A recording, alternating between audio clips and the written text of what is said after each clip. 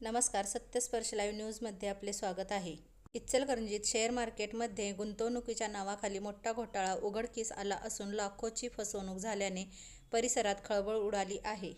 Shivajinagar police Thane Ichalkaranji येथे या प्रकरणी गुन्हा दाखल करण्यात आला आहे.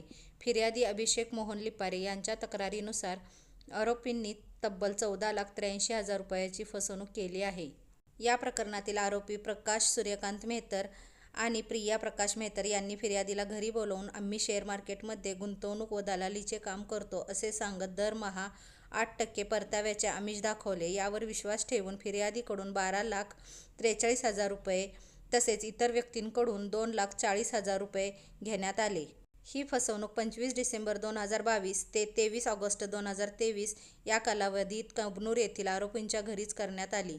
या प्रकरणी 10 एप्रिल 2026 रोजी शिवाजीनगर पोलीस ठाण्यात गुन्हा दाखल करण्यात आला आहे. पोलिसांनी तात्काळ कारवाई करत मुख्य आरोपी प्रकाश मेहतर याला अटक केली आहे आणि त्याला न्यायालयात हजर करण्यात आले आहे.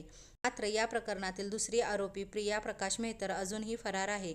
तिचा शोध घेण्यासाठी पोलिसांकडून विशेष पथक कार्यरत आहे. या प्रकरणी आरोपीविरुद्ध कलम 420 आणि 406 अंतर्गत गुन्हा दाखल करण्यात आला आहे. या घटनेमुळे नागरिकांमध्ये चिंता निर्माण झाली असून शेअर मार्केट किंवा जास्त परतावा देण्याच्या आमिषाला बळी पडू नका असे आवाहन पोलिसांच्याकडून करण्यात आले आहे. फरार आरोपी प्रिया मेहतर कधी अटक होते, आणखी किती लोकांची फसवणूक झाली आहे हे पाहणं महत्त्वाचे ठरणार आहे. अशाच ताज्या अपडेट्ससाठी सत्यस्पर्श लाईव्ह न्यूजला सबस्क्राईब करा.